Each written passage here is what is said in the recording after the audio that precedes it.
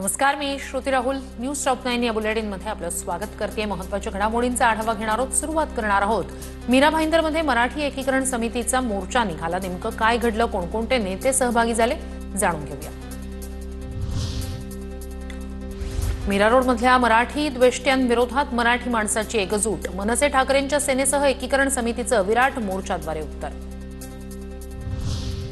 शांततेत निघालेल्या मोर्चात मंत्री प्रताप सरनाईक पोहोचतात जमाव संतप्त. सरनाईकांच्या दिशेनं बाटली भिरकावली. सरनाईकांविरोधात जय गुजरातच्या घोषणा. आंदोलकांच्या घोषणांमुळे सरनाईकांवर काढता पाय घेण्याची वेळ.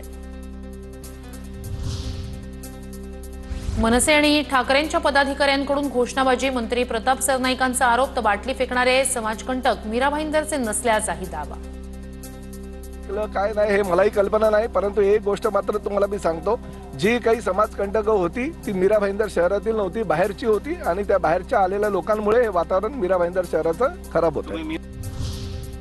आंदोलकांनी सरनाईकांना पळवून लावण्यापेक्षा चपलेनं मारलं पाहिजे होतं. ठाकरेंच्या शिवसेनेतील राजन विचारेंचा हल्लाबोल. तर जनतेकडून राजन विचारेंची कपड्यांसह हकालपट्टी. सरनाईकांचं प्रत्युत्तर.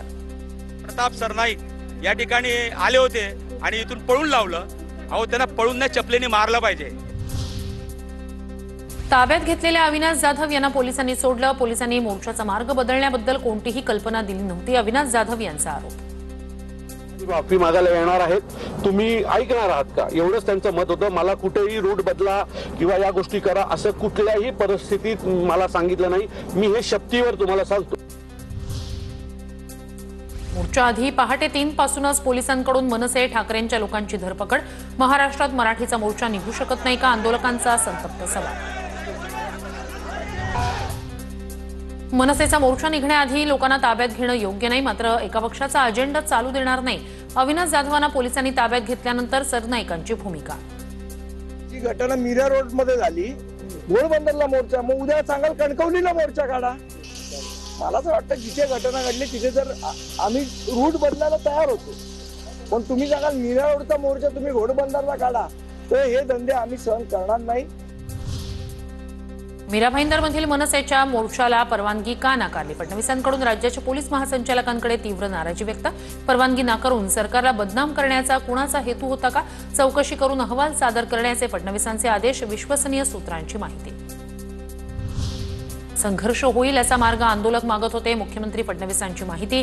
मोर्चासाठी योग्य मार्ग मागितला असता तर परवानगी मिळाली असती. फडणवीसांची प्रतिक्रिया.